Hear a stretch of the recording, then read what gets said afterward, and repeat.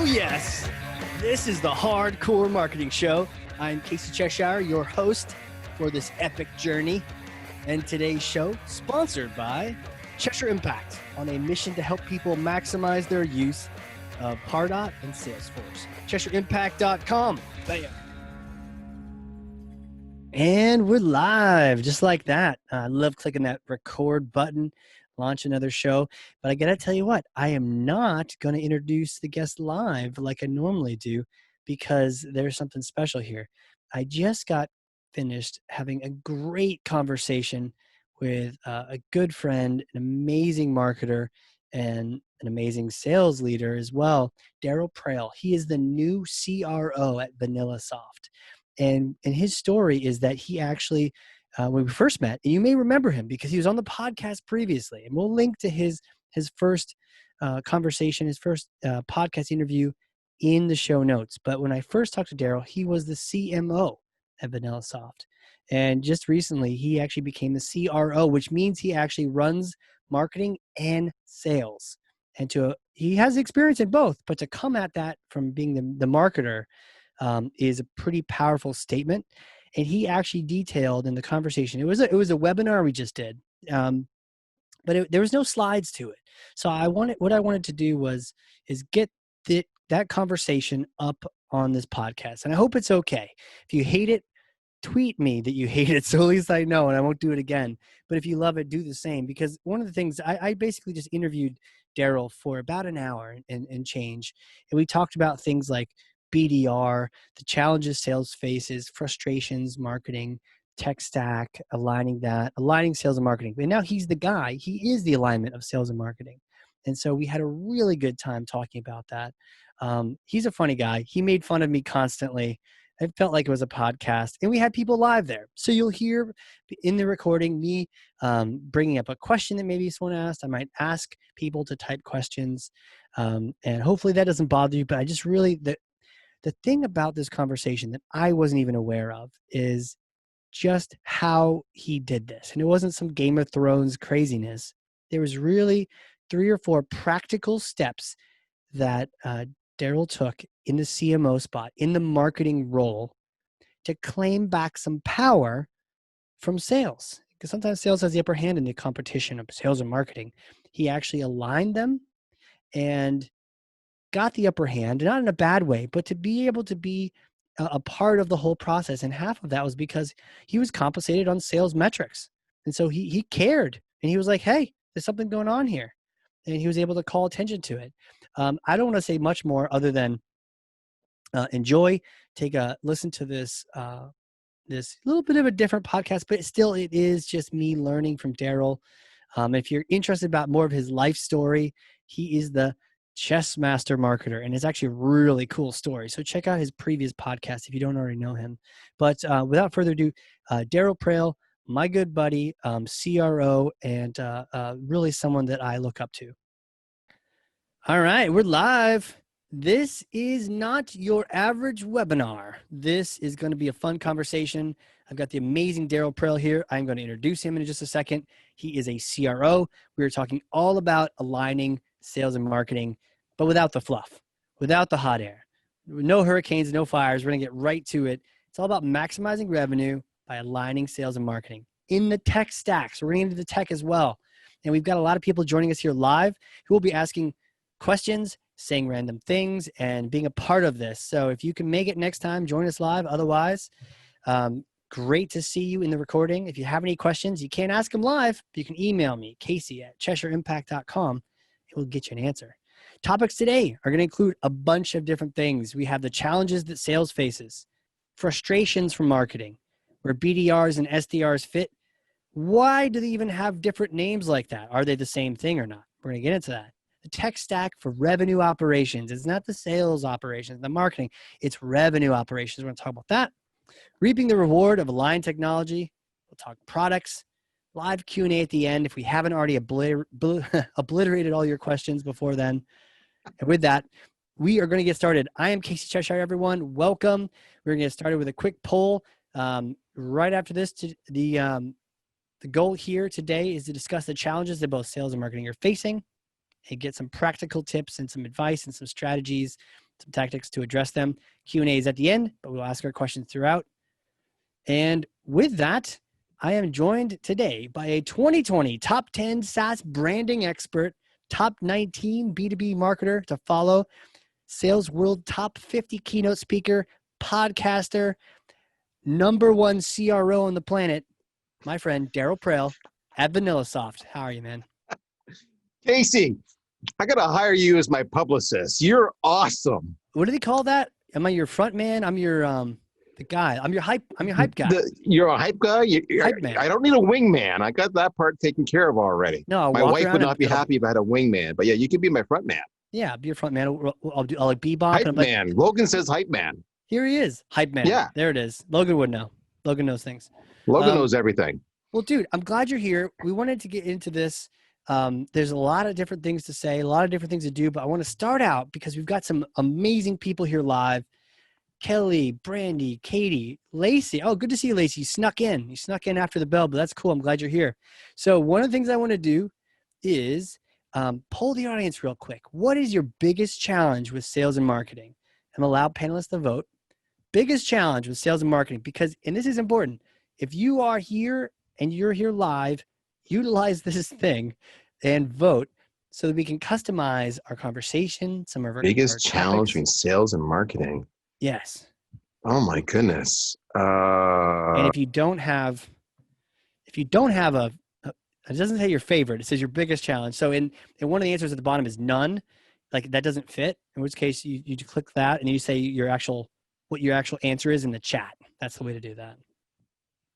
And the options are, for those listening at home on your TVs, defining the marketing qualified lead. That's a big one. Lead follow-up, communication. Yeah, we're going to have to do some sales and marketing, Venus and Mars type conversations here. Our teams are aligned, but our technology platforms aren't. Aligning on a shared goal. None of the above. I'll write my answer in the chat. Okay. Anyone else? Now's your chance. And if you did select none, and a few of you have done that, do write that in the chat. We'll go with that. All right. Ending the poll. Let's see what we got here. Let's share the results. We have who wins? None of the above wins it. So hit up the chat. And when you do the chat, make sure you change it to say all panelists and attendees so everyone can see your answer. So go ahead and write those. I see one of them, Katie says, clarity on MQLs and SQLs need to evolve to suit the near and long-term needs of the business. Oh, I love that. I want to address that. We also have a light on shared goals and communication. So a lot of good stuff. Darryl, you also said none. Creating content to support the buyer's journey throughout the full funnel for each industry targeted, each persona that's involved in the sales cycle. Yeah, we got some big challenges around these topics. So with that, I want to pass it to you, sir. You've seen some of the challenges people are answering. You've added your own in there. We've got challenges. We've got a lot of challenges. And you can't just fix them all overnight. How do you wrap your head around the fact that we've got all these two different organizations and we're trying to align all these things and we've got all these problems bubbling up? Well, that's just, so you just start off with small questions. So Yeah. That's good. That's good. That way we can ease ourselves into it. I like Meaning that. of life is next. Yeah, there we go. Okay, no problem. It was actually interesting, when you put that poll out there, and folks, I'm like you, I have no idea that there's going to be a poll and what it's going to be. So my answer was genuine. It was real time. And candidly, I had to really think about that because I've been in the CRO role now a whopping 2.5 months, going on 3 months. I'm feeling pretty good that I'm going to survive beyond the first 90 days. Yay me! But one of the first benefits of being a CRO was that I was able to start putting a lot of these issues to bed because now I control both teams. But if I step back 3 months ago to when I was CMO, we had issues, and I think what it wasn't bad in our case because the first part, the reason it wasn't bad in our case is because I'm old enough to know how to preempt it, which is, as soon as I came on and took over the role, I sat down with my VP of sales and I actually created a service level agreement And we both signed off on it, as did the CEO, who was deemed the arbiter in case of a issue that we could not resolve ourselves. And that defined a variety of things, right? That is, if you think about the common problems you have, marketing will say, I make you great leads and you don't follow up on it. Sales will say, your leads suck. Finance may come in and say, there's no ROI in my marketing spend. And marketing will say, well, because sales sucks at closing and it's not my fault. You can't, I gave an MQL. Hence, go back to the first part about defining what a lead is and getting both parties to agree to it. So a big part of the SLA is just that. What is a lead? How is it defined? Does everybody agree to it? And that is your MQL definition. But then it doesn't stop there, right? So most people say, that's it. It's MQL, marketing done, goes over to sales. No, it doesn't work that way. You've also got to define what is an SQL so that both sides are in agreement. So getting that lead definition is massive. The next thing is content. What are the content expectations, all right, in both sides? What can they do based on budget and resources, and what does sales truly need? Top of funnel, bottom of funnel. Next part is sales methodology, right? So marketing's default behavior in most cases is just to do straight and typical demand generation. We're going to spam our target industries. Yeah, we'll target based on company size and revenue or employee or industry or title, but that's it. And the reality is, if you've got a sales organization that's, ABM centric, account based, verticals, et cetera, it's a whole different definition. So what is the content that I need by industry, for each step of the sales funnel? When do I need it? Do we have agreed upon timelines? Who's the target persona? What are the measurable outcomes? Why is it going to overcome that? But to make that content, marketing needs to know about what objections or what challenges they're getting from the sales side when they're in the active sales cycle. So that means we need to agree on not just the lead, but the ICP, the ideal customer profile. So let's agree on an ICP, write that down. And then there's an agreement on ongoing communication back that sales is hearing back to marketing so that we can then refine our campaigns, refine our content. All of that goes into the SLA. CEO's got to sign off on it, and there's got to be consequences. So for example, if marketing's making a lead, then sales needs to follow up on that lead within an hour, right? So if someone fills out a form and, my marketing automation platform deems it MQL for whatever reason, boom, off it goes to sale. You got 1 hour. That's an example of a commitment. How many attempts? Am I going to make 2 attempts or 3 attempts, which is what sales normally does? Or am I going to make 7 or 12? I mean, Bridge Group says it's 9.2 attempts. Our study that we did with the University of Ottawa on 130 million sales transactions says it's over 12 attempts that are required on average, depending on your industry. So persistency, is that in the SLA? You got to have all that. You do that, and your life will be great. The reality is, though, Casey, most people don't do that. And we haven't even talked about the tech stack and the operations. Well, we definitely want to get into tech, because we had some great comments about, by the way, some great comments saying like, where's my boss was here? Like, cool, we're going to be recording. Hello, bosses. But that being said, so this SLA, I mean, I've heard of SLAs, but I always thought of them as individual agreements on each one of these individual items. But this sounds like a Magna Carta, like almost it's like a Magna Carta, a treaty amongst nations. That's exactly what it is, right? So why do you have a treaty? Think about, classic, why do we have the World Trade Organization? Because in 2 countries, I'm in Canada, Casey, you're in the US, when we disagree on dairy, we disagree on softwood, whatever it might be. Maple syrup. And we're like, blah! We go to the WTO and they have an independent panel and they make a decision based on the terms of the trade agreements that they have. That's exactly what it is. Yeah. And I was in a group, like a volunteer group, and it's kind of like herding cats. And so one of the things we had is this little mini group constitution, which I always thought was kind of silly, until a conflict arose that was like, oh, one of our members now has to either pay money, or like it wasn't really covered in the constitution. So there was a gap, and it really almost broke the whole group up because it wasn't written down in that thing. So yes. It like a war, like it prevents. Yes. People take sides. Right. And that's bad, right? That breaks up the group is no longer functional. Right. And the original mandate you had to come together in the first place is out the door because you're all taking partisan sides. It's no different than in a well-run company. HR will give every employee a handbook.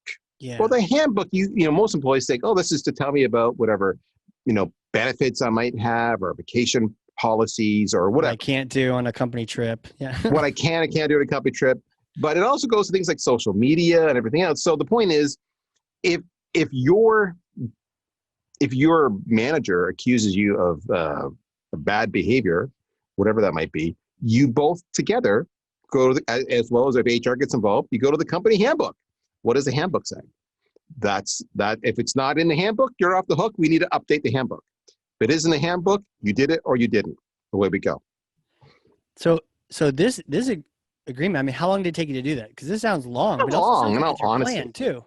Yeah, I mean, this is something you can do over email for the most. You get together for an hour and say, "Yeah, that's what we're going to do. What are the talking points we want to cover off?" Like I kind of just did MQL, SQL, speed to lead, persistency, lead definition, whatever, all that kind of stuff. And then you can hammer that out if you have two parties that are intentionally trying to achieve that Middle East accord. That it doesn't actually take long because they're not unreasonable. I mean, you probably do this now, right? You probably already say, what is a lead, right? Sales will say, I'm not going to do sale. I'm not going to accept that lead unless it has, Right. this criteria. You as a marketer, you probably do this if you have marketing automation, any kind of lead scoring or lead grading. You're already having to figure that out. What is my definition of a lead that gets it more score or a better grade to the point that it reaches a certain score, then I pop it over to sales. So you're already doing it. You just have to get consensus. And the biggest reason you're doing that is to overcome the common objections, right? And the common objections, again, our sales are going to say, your leads suck. That's the biggest objection you get all the time.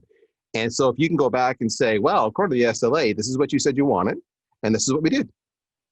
And true story, we literally went through this 2 days ago here at VanillaSoft. So we have, like every company does, we have a sales team. We have SDRs, we have AEs. We have our own marketing generated leads. But then we have an outsourced agency we use for additional leads. And some of the sales reps, the AEs, were pushing back on the quality. I know nobody can relate to this. This never happens in your organization where, the sales reps push back on the outsourced lead provider in the appointment center. And so my RevOps guys who own the relationship were saying to me, how do we respond to this? And I said, well, this is easy, only because I've done this before. I'm like, what's that? I said, go back to the statement of work we signed with them. And in the statement of work, they had a lead definition that we agreed to when we committed to engage with them, both parties, no different than an SLA.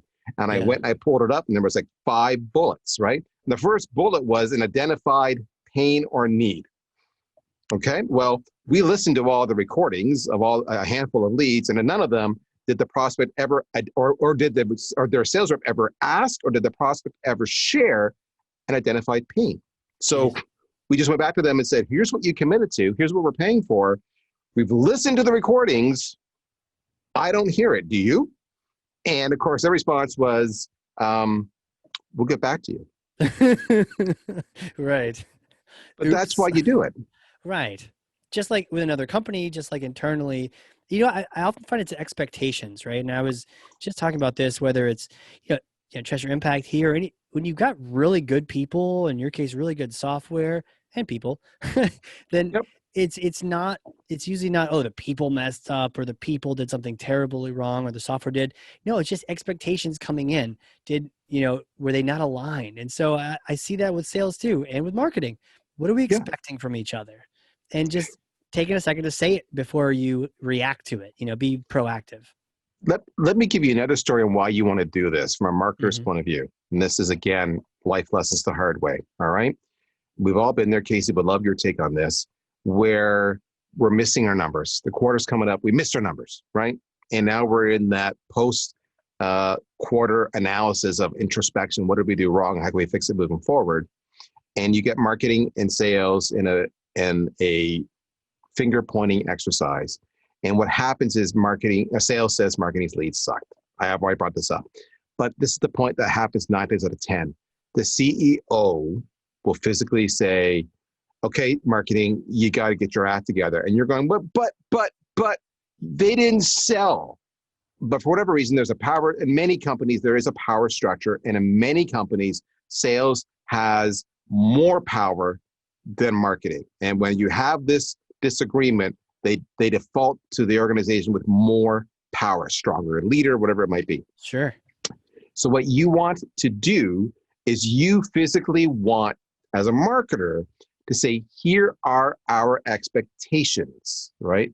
And this is really important, that you will follow up within an hour on a new lead. You will make, 9, 12, whatever attempts. They will be multi-channel because you don't know how they want to engage with you. Email, phone, social media, text message, who knows, right? And that you will use the agreed upon lexicon that we're talking about of vocabulary and talking points in your communications. And that marketing gets an approval process across all those sales emails that are templated to make sure that the customer experience is the same. And the reason you do that is because when you do miss your number and there's that power struggle, you can go back and say, well, wait a minute. We can debate whether your sales reps are talented sales reps. Fine, that's subjective. Do they know how to close? Do they know how to handle an objection? But I can see on average you're taking 4, 8, 12, 16, 36 hours. But the average is 36 to 63 hours to respond to a brand new lead that marketing hands to sales. And we can see how the SLA said you respond in an hour, and you agreed to that because we know when you don't respond within an hour, the likelihood drops like a rock. We also see you're averaging 3 attempts. Well, the stats say 9 or 12. So statistically, you're already making me 1/3 likely to succeed because you did 3 attempts instead of 9. If we agree on 12, the likelihood of marketing succeeding, getting an ROI in that campaign is 25% because you didn't make enough attempts. Oh, and we can see you only did email. You hid behind email because you're afraid of the phone, you're afraid of social. Yeah. All right. But you agreed to this. Oh, look, when we listen to the call recordings, your reps are talking about crap that we don't do and they're off message. When you have that SLA, you can now audit sales, and that's the power. That's the power you have, especially because you own the tech stack. You can audit all this, and all of a sudden the CEO or the CFO is going, whoa, this is new information. That's why you want the SLA, to overcome the power objections and power imbalances that often occur. You do that once, sales will give you a lot more respect, not to mention management. Wow. Like it's you know all this, Casey. You need like a plastic microphone. You can just go boom, drop it. Yes. Well, I can bring up my podcasting microphone. Here, let me do this. Drop that. God, boom. I can't imagine how expensive that might be. Not quite the same. Yeah, exactly. Wow. So a couple follow-up questions from the chat and tie into this because I love the idea of overcoming the power objections. When it comes to aligning on the MQLs and the SQLs, one of the people in the chat was talking about evolving those definitions, and I love to just kind of chuck you, I don't want to say a softball, but like one of those beach balls again, a big question. I'll throw a bunch of stuff at you. The topic of MQL, SQL, do you evolve the definitions? Do you just set them in stone right away? And what happens if sales is like, we just want to talk to everyone? That's never happened to me. I don't know what you're talking about. Just like every time. Yeah, not every time. Total sidebar. So do we evolve the definitions and what if sales wants to talk to everybody? Hold that thought. Yeah. So we've just implemented a whole ABM model here, and we've gone to great lengths with Dr. Gartner and IDC and Topo and Forrester. We've talked to all the vendors. We ultimately became a Terminus subscriber to their product. We've read the books. So we've done the whole thing. And the premise is for every account on an ABM model, you're going to have 5 large customers, around 40 named customers, and 500 industry customers. And the AEs work in the 5 and the 40, and the SDRs work in the 500. Wait, we do those numbers again? You breeze through them, but they're actually kind of. I know. 5 large. These are ballparks. 5 large accounts. I think of them as your whales. Yeah. 40 named accounts. These are really the sweet spot, because every named account is going to have between 5 and 10 contacts. You're going to typically on average. So it adds up pretty fast. And then 500 industry accounts. So these are, again, the next level down. The AE is going to focus on the 5 and the 40. The SDR is going to work on the 500. And when they get the 500 qualified, then they're going to, or SQL, they're going to flip it back to the AE. Now, is And then, that of per course, organization or per rep? per rep, Wow. per rep, right? Your big company? How many people in the company? We're 75 people. 75. Okay. Yeah. Okay. So, and the point was, we'd done a lot of work in making these lists, like a lot of black magic gone into it, technographics, firmographics, you know, an evaluation. Why do we win? Why do we lose? And all that went into the filters to create this list. And it was cross-referenced with content. Where do we have case studies to support targeting these people? Blah, blah, blah. I had a rep reaches out to me yesterday. You know, I really like this one account. I don't like the list that we've come up with for me, my 5, my 40.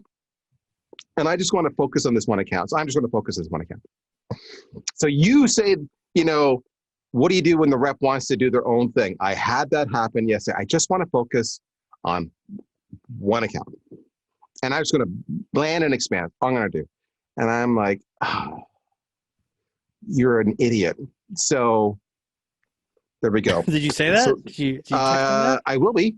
I literally had a conversation with him and I said, I'll get back to you. Because sometimes you're when you're wise, you learn to say, I need to walk away while I bang my head against the wall and come back and I'm better equipped to do the answer. So do the lead definitions evolve? Absolutely. And they evolve for a very simple reason, which is you're learning more as you sell more, especially in new markets. So again, I'll give you a really simple example. We're a sales engagement platform. We're just like SalesLoft and Outreach, different markets, and some different feature sets, but functionally, you do the same thing. We allow the SDRs to really go after their prospects and email, phone, social, etc. And you're better than those guys? Is that correct? We're better at those guys in our markets. Sure. You know, in our markets. Those guys, they rock in enterprise accounts, medium to enterprise, and 90+% of their base is all high tech. Okay. But we're more what we call traditional industries, finance, healthcare, insurance, and we're more SMB. And the SMB needs are very different from the enterprise high tech needs. High tech is an early adopter. They're usually VC funded, so they have more money. They're less risk adverse to technology. They're tech savvy, so they know how to be self-managed, self-serve. In traditional markets, not the case. SMB, right. A lot of risk. You know, we're going to walk, and then we're going to run. Right. So it's a different Still trying to get people to log tasks and you got it. You nailed it. So right, that's what we do. And what was really interesting about that as we do our own lead definitions was literally that. So I'll give you a stupid example. In the insurance industry, we don't refer to ourselves as leading sales engagement at all. We are not sales engagement. We're lead management because they don't know the term sales engagement, but they know lead management. So that's my point, is that your vernacular and what you're learning, you know, they didn't start off that way. We started off being sales engagement and insurance. And when people get so like, what the hell are you? I don't know what that is. What is that? Who are you? Why do I care? I've got Excel. Go away. Click. Right. And that literally was what it was. But the point is, you do learn these things. One of the things we learned was that we don't have the same number of integrations that they have, SalesLoft and Outreach has, which is intentional. But what does that mean? That means that we learned through the evolution of a lead to score differently because it was like, oh, you've got Microsoft Dynamics as your CRM? Well, we don't have an out-of-the-box integration with Dynamics. We can do it through Zapier or something else, but that's going to be, we know later on, that's going to be a pain in the ass. We're going to have to overcome, we're going to have to prove it. We're going to have to get our sales techs involved, it's going to prove the concepts, and there's a good chance we'll still lose the deal because it's not native integration. So all of a sudden, we drop the lead score dramatically when it's Dynamics. Oh, your Salesforce? Boom, bump that up. We didn't initially do that. Initially, we had, oh, you have CRM. So all the lead definitions, how you score, expectations will evolve as you get smarter and smarter. Even when we built our lists, one of the things we did for our software industry, I said, I only want to go after companies who have Salesforce as a CRM. If you have HubSpot, I don't want to go after you. We can do it. I just don't want to go after you. Right. You have Dynamics, I don't want to do it. You have Pipedrive, I don't want to do it. Just Salesforce, because we have a sweet ass integration. I'm going to give my reps the highest chance of succeeding. Right. Again, that's up you to learn. That's why they evolve. Now, your second question was, what if they want to go after, they want to go after? That's part of your SLA. Your SLA says that you agree on what the reps will do. So for example, in our case, because we've gone all in on account-based marketing now, the SLA had to be updated to say that the reps will pursue their named and their large accounts, and the SDRs will handle just their industry accounts. That's it. Right. They're ABM. Now, if marketing gets an inbound lead because of our generic demand generation efforts and it's MQL, then we flip it over the wall and then it goes through the traditional process. That's okay. But I don't want you picking up the phone and calling somebody because you've got a hunch that they're going to be good for us. Mm-hmm. I need you focused. If you're not focused, I'm going to lose. We had to update the SLA to reflect that. The reason you do that is, again, for accountability, so that if you miss your numbers and they want to go back to marketing and blame marketing, you can say, well, listen, I'm looking at this and your AEs are all over accounts that are not on their target list, in my case, or the list that we agree to, or the profiles that we agree to. So, that's a problem. You're holding me accountable. And the reality is, because they're so busy chasing those deals, they were delinquent. They were late in chasing my leads that I provided that were MQL based on our defined lead generation and our target markets. You couldn't do it, or you couldn't make the number of outreach attempts, or you couldn't respond fast enough because they were distracted. In the end, it comes down to the two leaders being mature enough to accept responsibility. How I do that is, this is honest to God true how it works, is I will go to my VP of sales when I was a CMO, and I'm going to say, listen, we have our quarterly or monthly, number review. And yes, we underperformed. These are the observations I found. So I don't surprise them in the meeting.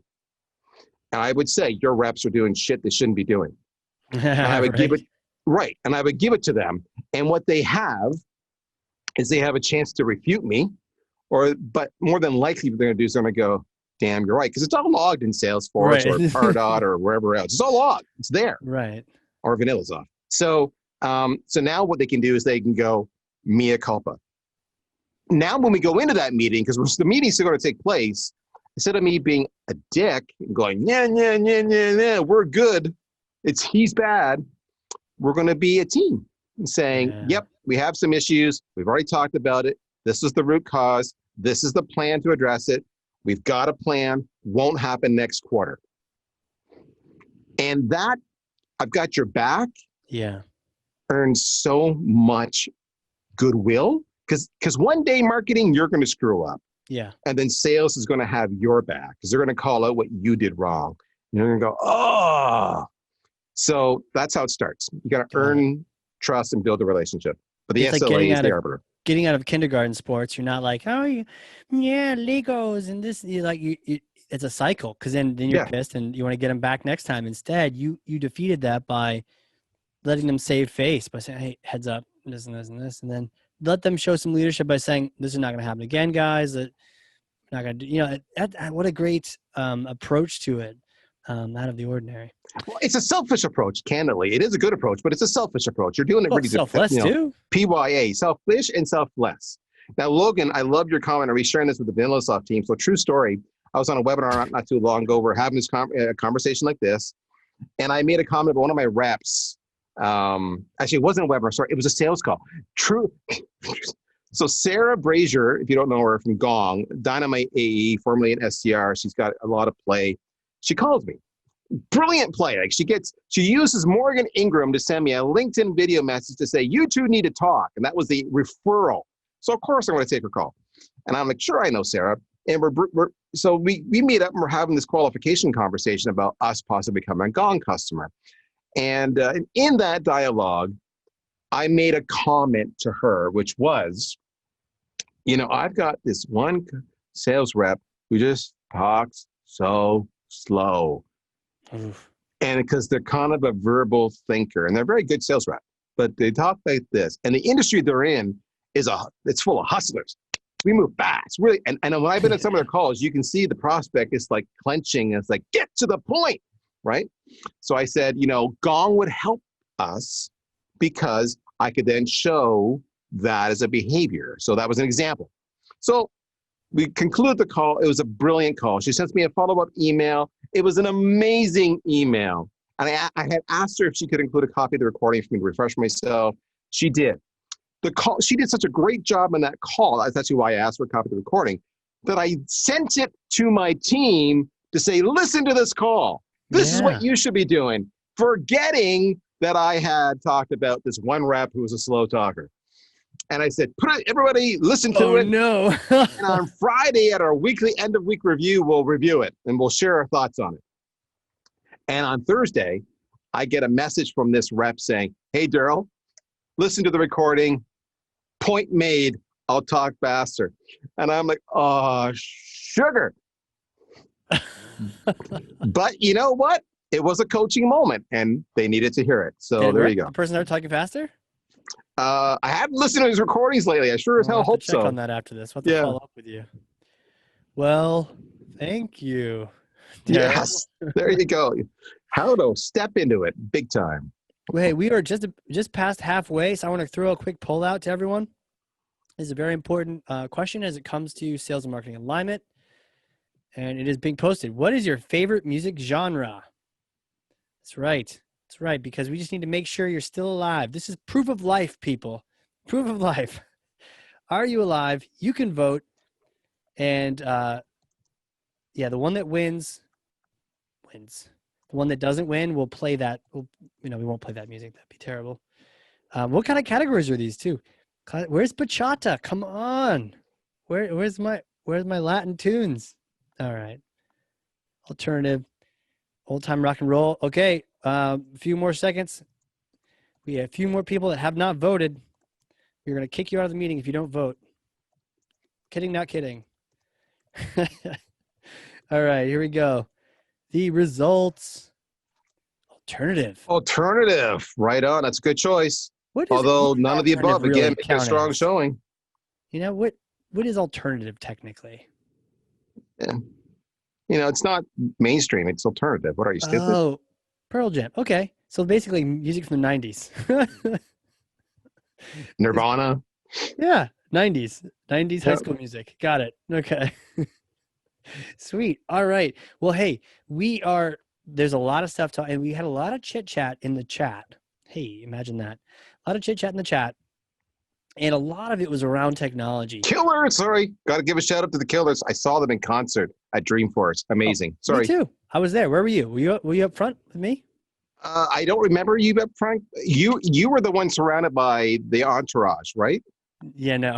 Yeah, it wasn't me. I was wearing a mask, so no one would know. Mr. Marketing Automation was there. No, they're great. They wear like suits and stuff, though. I didn't even realize. At Las Vegas. There we go. Yeah. That's what. A Gen Xer who loves Billie Eilish, Gen Xer. Am I lame? No, you're not lame because you're here on this webinar. That makes you not lame automatically by proxy. You are not lame. Hey, I am in a week's time. I'm going to be 53, and I listen to EDM. So come on, there we go. How bad is that? I didn't realize you were that young. Shush you. Well, hey, technology. By the way, this is fantastic, and I do want to save some time at the end to talk about this sort of CRO takeover. But real quick, let's talk about technology. And by the way, if you haven't already checked those here, there's some great shares going on. And I don't want to necessarily read them, incriminate anyone on the recording, but there's some really cool stories on the chat. And then our resident stand-up comic, Logan Childs, is there as well, throwing down the heat. So questions on technology. Some of the things mentioned earlier were, I think we're aligned. So let's just assume we got some kind of SLA put together. How do you make sense? And now you are CRO, you are owning sales, are owning marketing, and you are a sales enablement company yourselves. So how do you approach the tech space? How do you make sure that things are aligning up the way they should? In the way as the tech choices or how I prioritize or detect or what we prioritize more or what? I think a lot of people will pick a tool as like a silver bullet to instantly Ah, solve their problems, and then you end up yeah, with a really cool looking tech stock you can brag about on LinkedIn, but yep. you're using like 20% of each one of those tools. I don't know. Do you have an approach and how you direct your teams, and how do you look at those tools and developing them? So we look, just, classic. So I've been around a long time. I've lived through a few generational 52 shifts. years of marketing. Yeah. 52, not all in marketing, not all in marketing. I think the word I'm looking for right now, Casey, is butt wipe. I'll let you figure that one out. So you can either go to a single stack solution, which is the genesis of ERP, like an Yeah. Oracle or an SAP, or you can go to a federated solution. All right, I'm showing my age, which is kind of best of breed. Uh, for most companies, federated is the way you go because you do a piecemeal approach, right? It's like, oh, we need a CRM, and you go get whatever you can afford is usually the number one Yeah. driving thing, right? So for many young companies, they'll go the Pipedrive or Zoho or HubSpot. Yeah. And then they're in a little bit and they're going to go, oh, we need marketing automation now because we need to do some landing pages and some email nurtures and some scoring. And so, that goes on. Yeah. Support, we need some support. And it's all ad hoc. So that's good for a little bit. How we approach it, though, trying to avoid that mistake, knowing that's the process we go through, you can actually preempt a lot of your headaches to start with. If you take one simple approach, which is when I evaluate tech, I look at it from 2 points of view. Who are the users and what do those users specifically need to optimally be successful? And because I approach it this way, that automatically also discounts ERP because ERP is not good at any one thing. It's just one backbone. And the second point is I look at what's the integration options because I need to reduce my costs to do with custom integrations or some funky stuff to represent our processes down the road. So I'm always looking at it from a user adoption. Who's the user and will they adopt it? And I'm looking at it from what's my long-term ability to thread all these pieces together because I know I'm going to get more add-ons as time goes by. So a good example of that's what we've done here at VanillaSoft, and it's got an interesting postscript, which is, we did for 15 years, we've had VanillaSoft as the solution that we use in sales as a whole. Mm-hmm. We've had HubSpot for 4 years on our marketing automation. That was a choice that was made based on price. We did not choose, say, a Pardot solution because we weren't using Salesforce. So we went with more of a best of breed. Then we got Zendesk for support, and then we got Churn Zero for success, and then we got NetSuite for finance. And that worked well for a while. So each department was best in class, and they were able to use it. What was good for us on HubSpot, and Pardot's probably very comparable in this situation, candidly. I'm a big fan of Pardot as well. It's not a Pardot versus HubSpot thing. I like both. I've used both. I've implemented both. But it was, in other words, what it wasn't Marketo.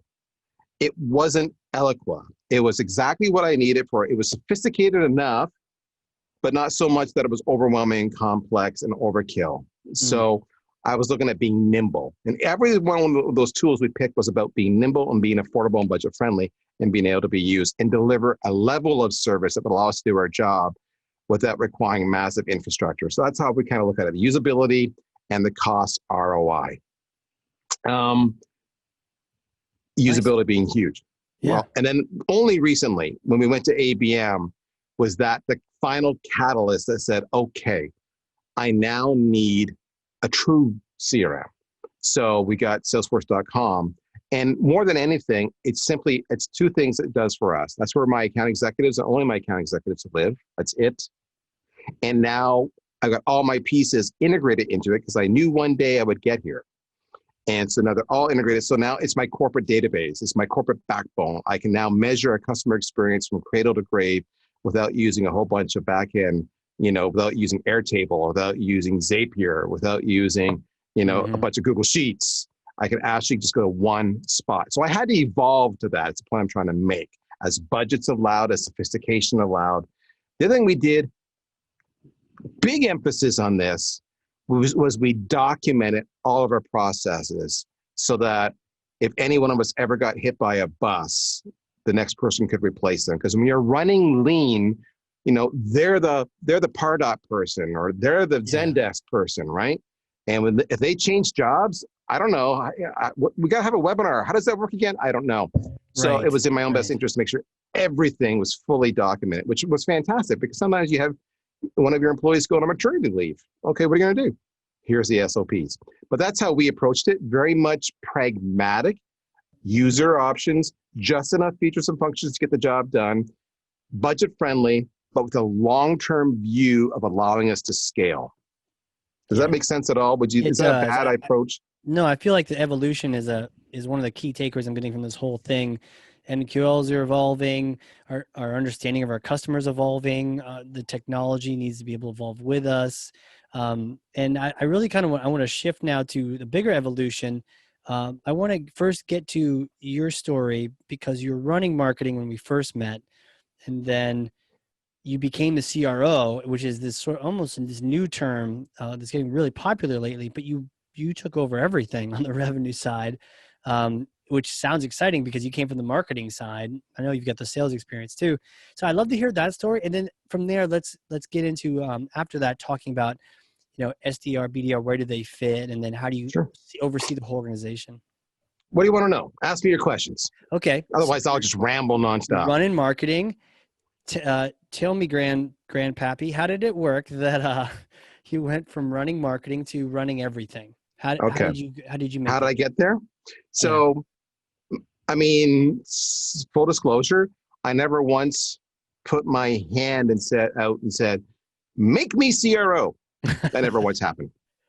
I want to be CRO. I want to have a bigger kingdom. That never happened. What did happen, because I was CMO, C-level, that right away says, and if you will, the difference between I would contend the difference between a VP of marketing and a CMO is the VP of marketing focuses on their team. The CMO runs their team, but has oversight for the bigger organizations. In other words, I know that if success or support do a bad job, those customers are likely to go to Capterra or G2 or Google and write a bad review, which is then going to affect our sales ability to close a deal. And that's bad customer experience. So as a CMO, I can go to those other teams and say, you suck, and championing the overall customer experience, you need to fix that. VP marketing typically wouldn't do that. So I already had that eyesight, that visibility into that corporate mandate, right? I can look at across teams. And you should be. Too many marketers, kids, here's my lesson for you today. Don't just look like this. Look at how the rest of the organization works and how you influence them and how they influence you, and be aware. And don't be afraid to express yourself. And because we all love somebody who's proactive, in a constructive, tactful way. So we were missing our targets. We were doing good numbers. I don't want to confuse the two. You can have great results and still underperform against expectations. Either your expectations were wildly wrong, or they weren't, and you underperformed. And so this had happened for probably a year and a half. And at the year and a half mark, I went into the CEO's office and I said this. I said, we're underperforming. Guess what? Full circle here, kids. I have an SLA. I know I'm doing my job. So you're busting my behind for the money we're spending in marketing and looking for an ROI, but I have no control on the sales team and how well they close or follow their defined processes. So I'm in here saying, we have a problem, CEO. What are we going to do? And eventually that led to us bringing in some external consultants to help us revise our sales processes and recruitments. Big names, lots of money spent, all you would recognize. And then we brought in a sales expert for over a year to work with us alongside us and our leadership and our individual reps. And while that all had positive impacts, the bottom line was we kept on missing our targets. So they had to make a decision. Do we replace the VP of sales with another VP of sales? Do we do it internal or do we go external? Mm-hmm. And I can go, I'm trying to think how much I can share here. There were reasons why they chose me specifically. Sure. I think the best of it was they felt I already knew the market. They felt with my sales background, they felt I knew marketing inside out. And here's the best part. They felt I'd proven myself. What I heard over and over again internally, and it's from the external consultants as well, is that the marketing team, hands down, was a rock star. They were just performing and achieving. So they were hoping I could repeat that over here. And it's an opportunity cost. If we hire somebody externally, then me and they have to figure it out all over again, new SLA, new everything else. They need to learn the product. They need to learn the market. Whereas you bring me in, then all that's gone. I've never been a CRO before. I've been a VP of sales, but never a CRO. Right. So that was a risk. But anybody you hire is a risk, whether you go outside or inside. So that was an acceptable risk. And then what happened was my CEO floated it to me to saying, would you be willing to do this? Now, about a year before that, when I was still frustrated, I said, if for whatever reason you want to do somebody internally to help with sales, I am not asking for the job, but I am telling you that I'm willing to be called upon. I'm here. So I did plant a seed, and then I walked away. And at the time, my CEO's reaction was he almost laughed at me. Not laughed derisively, but like, oh, marketing guy. Silly marketing. You're so cute, right? Right. So fast forward a year, and here we are. And even then, that decision was made with the whole process of, Darryl, if we give you this job. So it's like a job interview all over again. Mm-hmm. What's your plan? You need to present to us your 90-day plan if we give you this job. Right. So I had to do a 90-day plan. And I also gave to them my expectations. It wasn't just a walk in the park. Let's talk compensation. Let's talk, what are the rules of engagement? Because I want different rules of engagement than what my VP of sales had. So we had a negotiation and away we go. So, wow. And the one thing that was really specific is my CEO was like, Darryl, I need you to be a CRO. I do not need you to be a VP of marketing or a VP of sales. I need you to go backfill those positions, but we need somebody who will unite the families and hold the whole revenue machine accountable. That was very powerful. Many CEOs don't understand that. Yeah. First thing I did in my 90-day plan was I said, I'm going to make a sales enablement team. I need to staff that. I said, I'm going to make a revenue operations team. We had sales operations and marketing operations. I'm going to make a single RevOps team. We got to staff that. I changed the complete ratios of the sales staff. I brought in a lot of new roles we didn't even have before. And to do all that, though, because my budget was fixed, you're thinking, well, Darryl, I don't have that freedom. You have a lot of freedom. Remember, I'm not VC funded. I'm living off the profit that we make. I am not a unicorn. So I had to move marketing dollars to hire these people. So my marketing spend dropped so I could hire certain people. If I was the CMO, I would have said, go to hell. You're not getting any of my program spend, right? But because I'm the CRO, I can now move all the pieces on the board. And that's actually why I took the job, because I knew there'd be no friction. Right. Wow. And that's powerful. It sounds like it all goes back to the beginning when we were talking about the SLAs and marketing being squared away with the agreement, the peace treaty that's worked out says X, and then making sure as hell that you're doing your part of it. That's it. Like that really just flips the script. I mean, you hear about so many marketers that get bounced when companies are doing poorly, and they get bounced, and then they whine, and then they complain, and they said they don't get marketing. I wasn't given a fair chance. Sales has all the power. Well, there could be some elements of truth, but you also brought a lot of this on yourself because you didn't do some basic things like this. Wow, this is really, I could see more and more marketers becoming CROs by listening to this. This is very, now let's get into sales enablement here. By the way, those are with hard stops. Thanks, Lacey and others for coming. Recording. We're going to go until your questions are answered, until my questions are answered. This is great content here. SDR, BDR, are they the same? They have different letters. I've seen other name, biz dev team. Where should they live? Who are they? Where should they live? And then after that, I was talking about sales enablement. So in my world, the SDR and the BDR is just a naming definition, and you can pick whatever one you want to. They're fundamentally identical. Others may have a different point of view, but that's my perspective. And then you have the account executive role, which is pretty straightforward, self-explanatory. Where should the SDRs live? Okay, I've done webinars on this. My strong opinion is they should live under marketing. Now, in my current structure, I haven't moved them because I am CRO, so I kind of own the whole thing, so I'm indifferent. The reason, if I had a VP sales and I had a VP of marketing and they were peers and that was it, I'd put them in marketing. And the reason I would do that is because marketing is already doing a qualification process. It's called a marketing qualified lead. Mm-hmm. Why would I split up the qualification process? All right, put them in marketing. So now I'm going from marketing qualified to sales qualified. And because they're going to use content, they're going to use messaging, they're going to be writing a lot of emails and cadences. Well, those are all marketing skills. And in fact, I have a lot of SDRs come to me and tell me how my subject lines suck and how their open rates are fantastic and how, my emails are not readable on mobile or whatever, right? I never used to get that feedback. I don't have AEs saying that, but I have SDRs saying that, which I love when I get that. Then I educate them and tell them they're wrong. But that's an aside. So I think they're going together. But with that said, if you have a healthy organization, like we just talked about, the SLAs and everything else, then they can belong in sales, and that's fine. The issue where you're going to be stuck is that everybody who becomes an SDR secretly wants to be an account executive. Yeah, it was actually a question in the chat asking that exact thing. What do you do there we go. See, I didn't even see that. Yeah, so that they all want to become an account executive.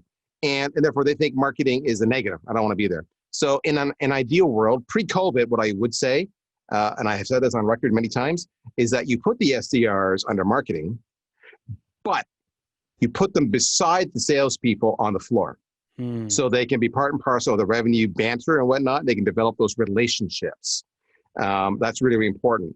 And the beauty is then they become a bit of a plant. So they can say, well, did you know marketing's doing this, guys? Did you know marketing has a new content piece? Because even though marketing's told them, they didn't miss it. They didn't hear it, right? And then it goes the other direction. They come back and say, oh, I heard, sales use our content and it sucked. Or sales use our messaging and it sucked. They're spies. I call them ambassadors, delegates. Yes. So that's in a perfect world. That's how that happens. Because the SDRs truly need to have marketing skills. That's the best part. So, but they do want to become AEs. The problem is too many of them are so focused on becoming an AE that they don't learn to become a good SDR first. Mm-hmm. And then they get frustrated because they're not ever promoted to become an AE. So they're looking too far ahead. So if you're an SDR and you're listening, just practice your craft. Yeah. Again, Sarah Brazier of Gong is a good example. There's a ton of them out there that are amazing.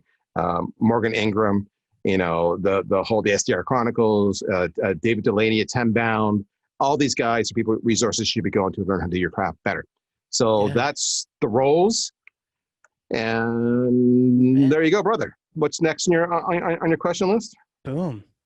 Wow. Sales enablement. That's next. So here's a twist. If technically we would put SDR with marketing, isn't sales enablement tool technique? And if they use that, isn't really a marketing enablement tool? Well, you could argue that, and that would be an interesting point of view. And I would suggest that many, and I would push it back to you. How many times have you seen your prospects? I know you are like a Pardot rock star and a marketing, savant, yes, where they try to shoehorn a marketing automation tool to do sales engagement, to do those sales cadences. It's a pain in the arse. It truly is a pain in the arse, right? So, and the reason is, we can go into it, but the reason is, marketing automation is really designed for one-to-many. It's really designed primarily just for email and nothing else. And it's designed for top of funnel to middle of funnel, typically. And the messaging value props are so different. So when you do the handoff from middle of funnel down to the SDRs, it's different content. It's multi-channel, phone, social, video, SMS. It's a one-to-one relationship because now we're getting personal. Now I'm getting to know you, Casey. I'm developing a rapport with you, not some nameless person. Or even though marketing may send an email from Darryl, we all know Darryl didn't write it. And we all know Darryl didn't send it, right? So it's a different dynamic. So to me, the perfect tech stack is it's a pyramid, and it's in 3 layers, and it's pretty straightforward. I'm going to do marketing automation on the bottom because I'm hitting the biggest bunch of people. That's where I'm reaching out, and all different markets and whatnot. And then as they become MQL, and so the marketers use marketing automation, and as I go to become MQL, then I go to the middle of the pyramid, and that's where sales engagement is. And they're trying to turn that MQL into an SQL. The best example, the simplest example is BANT. I'm calling you, I get a hold of you because it was an MQL, and I'm determining, do you have budget authority, need, technology, timeline, whatever. So, and that's where your SDRs, BDRs live. And if it is SQL, then it goes to the top. There's only a few make it to the top, and that becomes opportunities. And they usually live in a CRM system like Salesforce, and the AEs live there. So the AEs need a tool that will help them create opportunities and work the opportunity and forecast it. That's a very different tool from sales engagement, which is about multi-channel engagement with a set cadence over a set number of times, which is then a different tool again from marketing automation. Each department has a different role and objective and are measured by different, metrics. And therefore you need a different tool for the job. So that's kind of the process. And it ties back into your earlier conversation around tech and who's going to use it. Yeah. What's successful for them. You got it. You definitely can see, things go wacky when you try to make, sales engagement or, some kind of sales enablement tool to be your everything, marketing automation, everything. And then, or the vice versa. You're trying to make one of these tools be everything for everyone. It can get kind of wacky. Well, it's still different. How did marketing automation come to be in the first place? Well, we tried to do marketing out of CRM, and it sucked. Anyone who's ever tried to send email out of Salesforce, it's like, don't get me going on that, right? So you get the idea. These evolve because they have different requirements. And it was interesting, if you look long term, we prognosticate, fundamentally, marketers don't live in CRM anymore. Maybe they go in and can set up campaigns, but they really don't do jack squat in CRM, other than maybe see a dashboard. All right, they live in marketing automation. They may live in other complementary tools, SEM Rush or what have you, but they're marketing automation.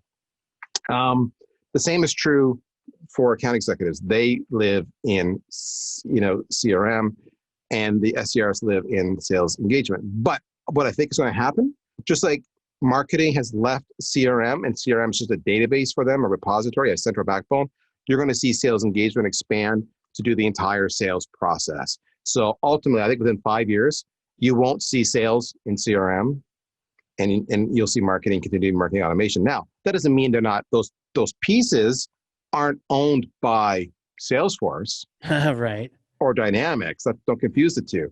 But you're seeing the platforms evolve that this person needs a very specific process. And Salesforce has got a lot of issues for an actual account executive, right? How many times, half the reason a rep only makes 2 or 3 attempts and gives up is because if you log into Salesforce, you've just got this massive list of tasks and it's overwhelming. And you're like, I'm not going to call them. I'm not going to call them. I'll call them. And then up it comes, and now you got to make a task. At the end of the day, I'll go record all my stuff I did. Right. But you never do. Gotcha. Right. So sales engagement gets rid of all that. And that's why it was created in the first place. Boom. There it is. Last question, because I know we're going over time here. We still got some diehards still in the room. By the way, if anyone still has a question, definitely chat it now, or I throw this last one to Darryl so we can get yours too. Otherwise, forever hold your peace, or email us afterward. What is one lasting takeaway you would like to leave with our audience based on what we've discussed today? What a great question. I'll remind you of something I've already said, but then I'll give you a specific takeaway. Bonus. So I'll remind you that if you want a career in marketing and you want to scale, you want to climb the ladder, you'll never do it by being an expert at just what you're doing today. So you need to understand how the whole marketing team works. Don't assume you're an expert. That's your kiss of death. but you need to understand how the pieces work. And you need to understand how the other teams work. So take a sales rep out to lunch, buy them a coffee, do whatever you want to do, meet on a patio and drill them with a lot of questions. Understand their jobs.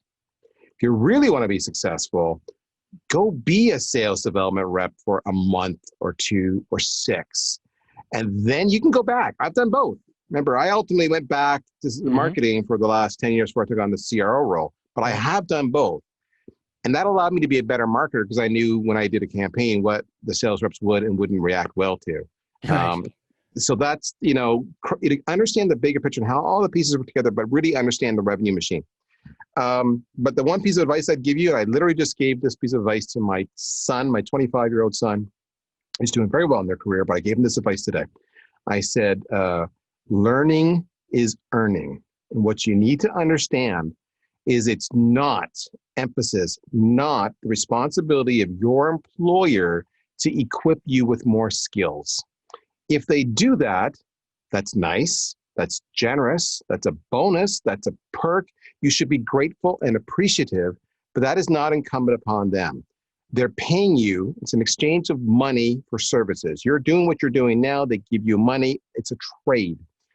They can keep on doing that forever and a day, and they'll be just fine, but you won't get promoted. So if you truly want to get better and to have more opportunities and to scale that career, then you need to take the time to read, to consume, to watch, like you're doing right now in this webinar. But not just do that, because anybody can just, listen to Tony Robbins. You actually have to apply the lessons and see if they make a difference. You have to do. And the best thing is we marketers are so conditioned from the beginning to A/B test everything. Treat every new lesson you learn when you go to the do part as an A/B test. I used to do it this way, and now I'm going to try doing it this way. How are the results? Did it work? Did it not work? Oh, it kind of worked. Well, maybe I need to take that away. And now that becomes A, and now I'm going to do a B and iterate. And then you learn and you expand. Then all of a sudden you go, oh my goodness, now that I understand this, I've done it a few times, I've measured it. Now I can start to see how I can apply this elsewhere. So if you want to scale, my advice to you, learning is earning. That's how it will change your life. And you can't just talk about it, you got to do it. Wow.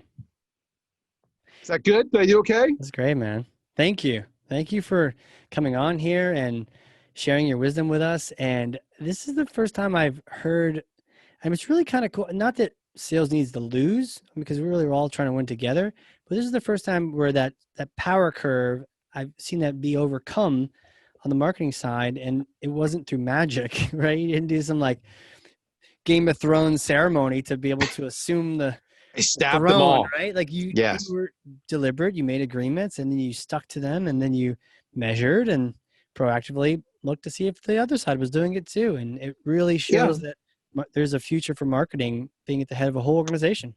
It does. And so true story. When we agreed that I would take on the role, now you'll love, all of my marketers online here will love this. We had a discussion about how do we roll this out? How do we do our product launch of Darryl as CRO, right? For maximum ROI. And one of the things we talked about specifically was we acknowledged that my becoming a CRO with a primarily marketing background was going to resonate within the industry. It would appeal to many marketers who aspire for a similar role, and it would cause many sales people to look over their shoulders and go, oh, what's this all about? Either way, it's going to put eyeballs upon VanillaSoft. And so we pitched that story intentionally to generate. And it's amazing how much it has resonated. I do a lot of public speaking, but in the last 3 months, I bet you 1 in 3 times I'm on a webinar or a podcast or whatever, or an interview, it's about this. How did a marketer become a CRO?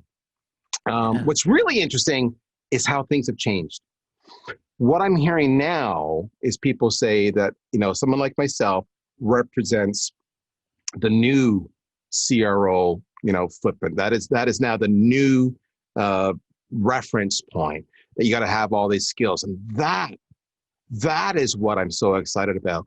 There's an industry-wide acknowledgement now that you physically should have in that role: sales, marketing, and ops. So that gets me so jazzed. That gets me so pumped. And you're already seeing a revenue team come together now, right? It's not just sales and marketing. The overlap is getting more and more and more. So that's it's an exciting time to be in our game. Lots of opportunity. SDRs moving to marketing, marketing moving to SDRs. So exciting times. Yeah.